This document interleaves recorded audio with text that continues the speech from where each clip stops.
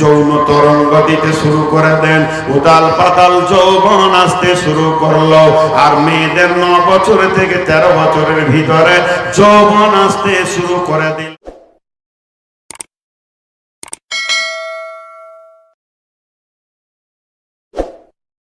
ইগতানিম, মা আমার, বোন আমার, বেটি আমার, ইগতানিম। ইগতানিম মানে গানিমত মনে করো, নিয়ামত মনে করো। সব থেকে দামি মূল্যবান জিনিসকে ইগতানিম বলা হয়, গানিমত বলা হয়, কদরদানি জিনিস বলা হয়। তোমরা এটা মনে করবে, আমি নবী মুহাম্মদ সাল্লাল্লাহু আলাইহি সাল্লাম বলছি ইগতানিম খামসান, 5টা জিনিসকে নিয়ামত মনে করো। কাবলা খামসিন, 5টা জিনিস আসার আগে। 1 নম্বর হলো শাবাবাকা কাবলা হারামিকা, জওয়ানিকে নিয়ামত মনে করো বার্ধক্যের আগে।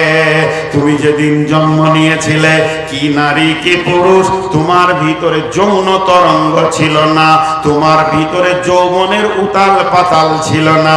কিন্তু যখন তোমার ঠিক বয়স এসে গেল, তোমাকে আল্লাহকে দরখাস্ত দিতে হয়নি, ডেপুটেশন দিতে হয়নি, লিখিত কোনো কাগজ পাঠাতে হয়নি, আল্লাহকে বলতে হয়নি আল্লাহ তুমি আমাকে জওয়ানি দাও, আমার বিয়ে করতে হবে এবং আমার সন্তান সন্ততি সংসার বানাতে হবে।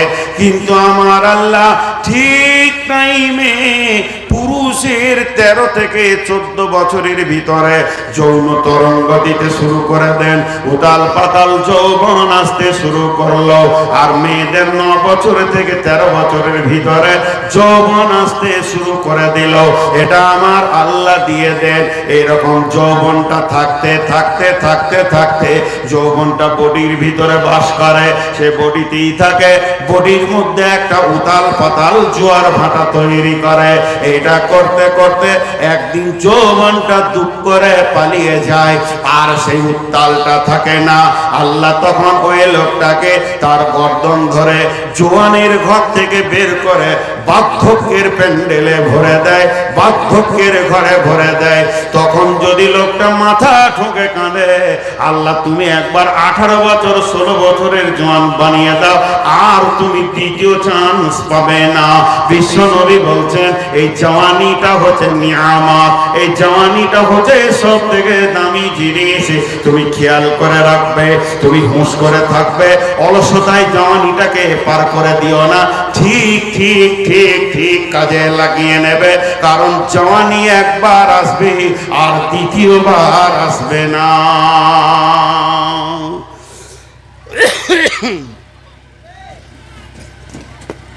জি, এরপরে জওয়ানি দ্বিতীয়বার আসবে না।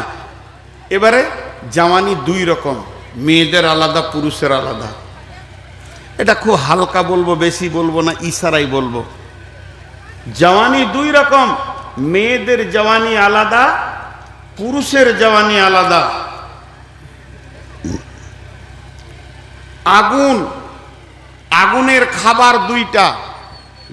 পেট্রোল হচ্ছে আগুনের খাবার, আর কয়লা আগুনের খাবার। আপনারা আমার কথা বুঝছেন কিনা? পেট্রোল আগুনের খাবার, কয়লাও আগুনের খাবার। কিন্তু পেট্রোলকে দেখলে আগুন দপ করে ধরে নেয়, যত তাড়াতাড়ি ধরে অত তাড়াতাড়ি ছেড়ে দেয়। আর কয়লাকে ধরার জন্য আগুনকে পাখা করতে হয়, ধর ধর ধর ধর করে ওকে পাখা করে যদি একবার ধরে নেয় তো লম্বা টাইম চলতে থাকে, ও আর চট করে ছাড়ে না।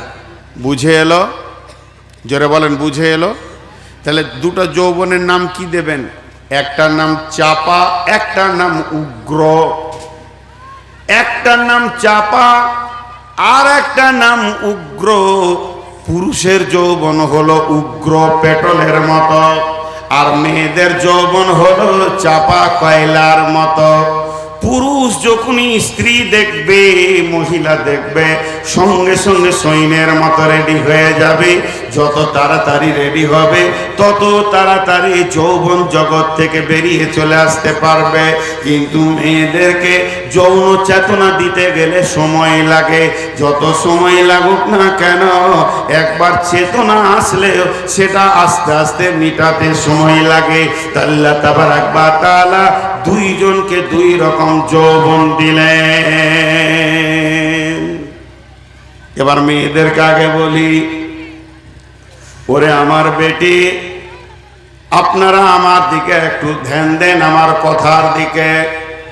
আল্লাহ তাবারাক ওয়া তাআলা মেয়েদেরকে চাপা যৌবন কেন দিলেন? মেয়ে পুরুষের মতোই উগ্র দিতে পারত, কিন্তু তিনি চাপা দিয়েছেন। এর ভিতরে লম্বা কারণ রয়েছে। চাপা যৌবন এই জন্য দিয়েছে, মা আমার, বোন আমার, আপনাদের ডিউটিটা ভালো করে দেখলেন। বিসমিল্লাহির রহমানির রহিম। ফাসসালিহাতুন কানিতাতুন হাফিজাতুন লিল গায়বি বিমা হাফিজাল্লাহ। মা আমার, বোন আমার, আল্লাহ তাবারাক ওয়া তাআলা বলছেন তোমরা সালেহা হয়ে যাও, নামাজি ফরেজগার হয়ে যাও, পর্দায় रहने वाली হয়ে যাও, স্বামীর খিদমত করনে वाली হয়ে যাও, অল্পে সন্তুষ্টি করনে वाली হয়ে যাও। স্বামী যেমন ইনকাম এনে দেবে ওই ইনকামের উপরে তুমি সন্তুষ্ট হয়ে যাও। আর কি করো? তুমি তোমার বডির হিফাজত করো। তুমি পর্দার ভিতরে থাকবে, স্বামীর মালের হিফাজত করবে, স্বামীর টাকা পয়সা সোনা দানার হিফাজত করবে। স্বামীর মাল বলতে স্বামী যেটা তোমার পেটে পৌঁছিয়ে দিয়েছে জরায়ুতে, ওটাও স্বামীর মাল, অর্থাৎ বাচ্চার হিফাজত করবে। তুমি ট্যাবলেট খেয়ে নষ্ট করবে না। 3 নম্বরে মাথা থেকে পা পর্যন্ত তোমাকে মহারানা দিয়ে নিয়ে এসেছে, তোমার বডিটাও স্বামীর সম্পদ, অতএব এগুলি তুমি হিফাজত করবে। আল্লাহ তাবারাক ওয়া তাআলা এরই জন্য মেয়েদেরকে চাপা যৌবন দিল, যে এরা দীর্ঘ সময় এটাকে ধৈর্য ধরে নিতে পারবে। স্বামী চলে গেছে চেন্নাই, স্বামী চলে গেছে কেরলে, স্বামী চলে গেছে দুবাইয়ে, স্বামী চলে গেছে সৌদিতে রুজি তল্লাশের জন্যে, ইনকামের জন্যে। তুমি তোমার যৌবনকে আমি ধীর করে দিয়েছি, তুমি ওগুলোকে ঢেকে ঢুকে রেখে দিবে।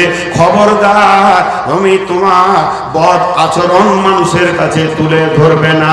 তাহলে ওই মেয়েদেরকে যদি পুরুষের যৌবনটা দিয়ে দেওয়া হতো, একটাও মেয়ে পর্দায় থাকতে পারতো না, তারা শরীরে কাপড় রাখতে পারতো না, পাগলের মতো মাঠে মাঠে ঘুরে বেড়াতো। এর জন্য আল্লাহ তাবারাক ওয়া তাআলা ওদেরকে বাড়ির ভিতর আবদ্ধতার জন্য ওদের যৌবনকে আল্লাহ চাপা করে দিয়েছেন। পুরুষকে কেন উগ্র যৌবন দিয়েছে? পুরুষ হলো সৈন্যের জাত, পুরুষ হলো ইনকামের মেশিন। একে জিহাদের ময়দানে দাঁড়াতে হবে, আবার একে সংসার চালাতে হবে। ইনকামের দায়িত্ব হচ্ছে পুরুষের ওপরে। তবে পুরুষকে যদি চাপা যৌবন দিয়ে দিত, ওই রাত 12টায় বিছানায় ঢুকলে বেলা 12টা পর্যন্ত উঠত না, বিবিকে নিয়ে ঘরে পড়ে থাকতো, উঠার নাম হতো না। তাহলে পুরুষ যদি এত শিথিল হয়ে যায়, দোকান চলবে কি করে, ফ্যাক্টরি চলবে কি করে, ড্রাইভারি করবে কি করে, দেশ বিদেশ সফর করবে কি করে? এর জন্য আল্লাহ তাবারাক ওয়া তাআলা পুরুষকে দিয়েছে ক্ষণিকের যৌবন। তুমি বিবির কাছে যাও, কাজটা চট করে সেরে নিয়ে আবার তুমি মার্কেটে বের হয়ে যাও। তোমাকে ব্যবসা বাণিজ্য, দোকান, ড্রাইভিং সমস্ত দিক সামালতে হবে এবং আল্লাহর কালাম পাকের হিফাজত করতে হবে। অতএব তোমার ভিতরে উগ্রমতি যৌবন এই জন্য দিয়েছি, তোমার জন্য অনেক কাজ যেন রাস্তায় পড়ে রয়েছে। একটা মজার কথা শুনি। ধরেন একটা উদাহরণ দিচ্ছি, ওইটা ছেলে মানুষ, আমার ছেলের বয়সেই ধরতে পারেন বা ছোট ভাইয়ের বয়সে কোনো একটা ত্রুটি করেছে, আমি খুব রেগে গেছি, মারবো তোকে, মুখ ভেঙে দিব, আমি রেগে গেছি। তো সমাজ এসে প্রথমে কি বলবে? মৌলবি মানুষ এতখানে রাগ ছেলে, বলে কি বলে না? আরে হ্যাঁ না বলে না? কোন একটি ঘটনা মসজিদে ঘটে গেছে, ইমাম সাহেব রেগে গেছে, এই কি ভেবেছিস তুই, তোর জিভ ছিঁড়ে নিব। তখন সবাই বলে মৌলবিদের রাগা উচিত নয়। ঠিক বলে কি বলে না? আচ্ছা কথাটা কি ঠিক? জোরে বলেন, কথা ঠিক বলে না ভুল বলে? এক মৌলবি সাহেব জালসাতে বলছে যে আমার বড় বেটাটা অসুখ আছে, দোয়া করিয়েন তো। অ্যাক্সিডেন্ট হয়ে গেছে, হাত পা ভেঙে গেছে। দেখ বুড়ি বলছে মৌলবীদেরও ছেলে হয়, হ্যাঁ মৌলবীদেরও ছেলে হয় রে। ওর ধ্যান ধারণাটা কোথায় চলে গেছে? স্বয়ং রসুলের ছেলে ছিল। জি, যার রাগ নাই সে পুরুষ লয়, যার রাগ নাই সে পুরুষ লয়। খবরদার বলবেন না রাগ থাকতে হবে। হযরত উমারের রাগ ছিল, রাগের 4টা ভাগ, সেদিকে আমি আর যাচ্ছি না। যাক, রাগ থাকতে হবে। একটা ভাগে রাগকে হালাল করা হয়েছে। কেন? মোচ দিয়েছে পুরুষকে, এটা অলংকার। দাড়ি পুরুষের অলংকার। যারা দাড়ি কেটেছে তারা আর কি বুঝবে? দাড়ি মোচ কেটে কিছু ছেলে আবার বেল হয়ে আছে, ওর দিকে তাকালে আবার বমি আসে। এই যে কোন মার্কা ছাগল না ভেড়া? জি, যখন জিহাদের ময়দানে কাফের বেঈমানেরা ওইদিকে দাঁড়িয়ে আছে, এদিকে সাহাবারা জাল্লা মাজমাইনেরা দাঁড়িয়ে আছে, তো খালি হযরত আলী একবার মোছে এরকম করে হাত দিয়ে দাড়িটা টান মারতো, তখন কাফেররা 3বার পেশাব করে দিয়েছে। শালা কলজেটা নেবে নাকি রে? দাড়ি মোছের কি ভঙ্গি আছে দেখেন, খালি খালি এরকম করে দিলেও বাস।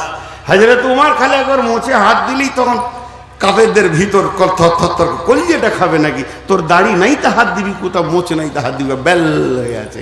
ছেলেটা বাচ্চা ছেলে, 2 বছরের ছেলে, ভোরবেলায় উঠে দুধ খাবে তো মুখ খুলে রেখেছে, মা আছে না বাপ আছে তালি পেছে না, বালিশে 2টি মাথা বেল হয়ে আছে। আজীব ব্যাপার। এরা যে কোন চরিত্রের মানুষ? দাড়ি কেটে, তারপর দাড়ি কাটাতে গোনা আছি। তো এর রাগ হচ্ছে পুরুষের অলংকার। মেয়েদের শরীরে সোনা দিলে যেমন ঝকমক করে, পুরুষের ভিতরে রাগ থাকলে সেই পুরুষকে মনে হয় যেন হ্যাঁ এটা পুরুষ। রাগ শর্ত, ফরজ ইবাদতের শর্ত হচ্ছে রাগ। জানেন বিনা উজুতে নামাজ হবে? জোরে বলেন নামাজ হবে? এটা যেমন বিনা উজুতে নামাজ হবে না, তেমনি একটা ফরজ আমল আছে, বিনা রাগে ওই আমলটা হবে না। তার নাম কি? জিহাদ। উজুর আগে যেমন, নামাজের আগে যেমন উজু দরকার, জিহাদের আগে কি দরকার? রাগ দরকার কি নয়? হ্যাঁ, যদি আপনার কানে খবর আসে ওই পাড়াতে একজন কোরআন কিনে বেজ্জতি করছে, তো প্রথম আপনার কি হবে? এ কে রে? ওই দেখছি ওকে, তারপরে মারপিট হবে। তাহলে রাগটা হলো উজুর মতো দরকার জিহাদ করতে গেলে। তাহলে মৌলবীদের জন্য জিহাদ মাপ আছে নাকি? ওরা চুড়ি পরে নেবে, ব্লাউজ পরে বসে থাকবে? হ্যাঁ, তাহলে মৌলবীদেরও রাগ থাকবে। খবরদার কোনো ইমামকে মৌলবীকে বলবেন না রাগছিস কেন তুই, ওকে রাগতে দেন, তবেই তো ওর দ্বারা জিহাদ হবে, না হবে না। তো পুরুষের এই জন্যে আল্লাহ যৌবনকে উগ্র দিয়েছে, পুরুষ বাঘের মতো হুঙ্কার মারবে। তাহলে হয়ে গেল আল্লাহ তাবারাক ওয়া তাআলা, রাসূল 1 নম্বরটা হয়ে গেল। 4টা বাকি আছে। শাবাবাকা কাবলা হারামিকা। ও আমার মা, ওরে আমার বোন, আপনাদেরকে ডিউটি দিয়েছে যৌবনকে ঘিরে রাখা, পুরুষকে দিয়েছে উগ্রমতি দিয়ে ইনকাম করবে এবং আল্লাহ দ্বীনকে প্রতিষ্ঠিত করবে। কেউ যদি যৌবনকালে কোনো নারী কোনো পুরুষ আল্লাহর দেওয়া লাইনে ব্যয় করতে পারে, তো আল্লাহ রাসূল বলছেন সাবাতুন ইদিল্লুহুমুল্লাহু ফি দিল্লিহি ইয়াউমুল লা দিল্লা ইল্লা দিল্লুহু, ইমামুন আদিলুন শাবুন নাসা ফি ইবাদাতিল্লাহ। আরশের ছায়াতে কিয়ামতের মাঠে রহমতের ছায়াতে 7 ব্যক্তি লোক থাকবে, তার মধ্যে একটা ওই যুবক যুবতী যে যৌবনকালে আল্লাহর দেওয়া রাস্তাতে যৌবনকে ব্যয় করেছি। তাহলে 1 নম্বর হলো। নাম্বার 2, বিশ্বনবী বলছেন শেখ আতাকা কাবলা সুকুমিকা। 2 নম্বর নিয়ামতটা শুনুন। বিশ্বনবী বলছেন সুস্থ শরীর একটা নিয়ামত। যেদিন তোমাকে রোগে ধরবে সেদিন সুস্থ শরীর কি জিনিস বুঝতে পারবে। তবে জেনে লাও, মাথা ঠুকলে ওই সুস্থতা আর ফিরে পাবে না। জি ভাই, বিজ্ঞানী বলছেন যখন মানুষের 47 বয়স পার হয় তখন ওর কাছে একটা নতুন ব্যাগ আসবে। প্রত্যেকটা মানুষের কাছে একটা নতুন ব্যাগ আসবে 47 বয়স পার হলেই। যতজন 47 ক্রস করেছেন দেখেন আপনাদের কাছে একটা নতুন ব্যাগ এসেছে। সেই ব্যাগটার নাম হচ্ছে ওষুধের ব্যাগ। আপনার পকেটে ওষুধ ঢুকে গেছে, 47 বয়স হলেই আল্লাহর তরফ থেকে একটা ব্যাগ আসবে। কি হয়েছে? Sugar, high pressure, low pressure, paralysis, এইসব কোনো না কোনো একটা রোগ। এটাকে নরমাল রোগ বলা হয়েছে। আর ডিজিটাল রোগ, জ্বর হলো, সর্দি হলো, কাশি হলো, ভালো হয়ে গেল। কিন্তু বিশ্ব নবী বলছেন তোমার নসিবে লেখা যে রোগটা আল্লাহ রেখেছে এটা বড় নিয়ামত। নিয়ামত হলেও যেদিন তোমাকে রোগে ধরবে আর তুমি হাজার চেষ্টা করেও সুস্থ শরীরকে ফিরে পাবে না। রোগ একটা এমন জিনিস, তখন তুমি পস্তাবে। জি, আমি নূর মোহাম্মদ আমার নিজের কথা বলছি। 32 বছর বয়স থেকে 30 বছর বয়স থেকে বায়ান শুরু করেছি। এখন 30-এর আগে টুকিটাকি করতাম, এমন কিছু নয়। আগে তো জুমার নামাজ, জুমার খুতবা দিতে হবে বলে লুকিয়ে থাকতাম, মসজিদে যেতাম না। মৌলবি হওয়ার পরেও ভয়ে আজান হতো দিয়ে যেতাম। জীবনে আঞ্জুমান করিনি, মাদ্রাসায় আঞ্জুমান করিনি। 3 বার ধরা খেয়েছি, 3 বার পিটেছে ওস্তাদে আর জরিমানা নিয়েছে, তাও আঞ্জুমানের দিন পালিয়ে যেতাম। এটা আমার জীবন। আর কোনোদিন বসে 1 ঘন্টা জালসা শুনিনি। একবার খালি জালসা শুনেছিলাম গোলাম মর্তুজার, আর আমাকেই আল্লাহ এই লাইনে নামিয়ে দিয়েছে। তো যখন আমি প্রথম জালসা করি, বয়স আমার 28-30, তখন মনে হতো বক্তা আবার কে রে? বক্তা তো আমি, খালি মাইকটা ছেড়ে দে না, আর বাকি কটা ঘর যেতে বল, 4 ঘন্টা আমিই চালাবো। কিন্তু এখন যেদিন থেকে সুগারে ধরেছে, ভিতর দিক থেকে একটা স্ক্রুতে টাইট মারছে। এখন 1 ঘন্টা পেরিয়ে গেলে আমি আর আমার শরীর দুজনাতে ভিতরে বুঝছি, আপনারা বুঝতে পারছেন না। আমার শরীরের সঙ্গে এখন আমার যুদ্ধ চলছে। শরীর বলছে ছাড়লি তুই না পড়বি মাথা ঘুরে, আর আমি বলছি আর খানিকটা চালিয়ে নি, যখন এসেছি। এই যুদ্ধ চলছে। কারণ যখন আপনাকে রোগে ধরবে তখন পূর্বের সেই সুস্থতি আর ফিরে আনতে পারবেন না। বিশ্বনবী বলছেন সুস্থ জীবনকে নিয়ামত মনে করে নাও।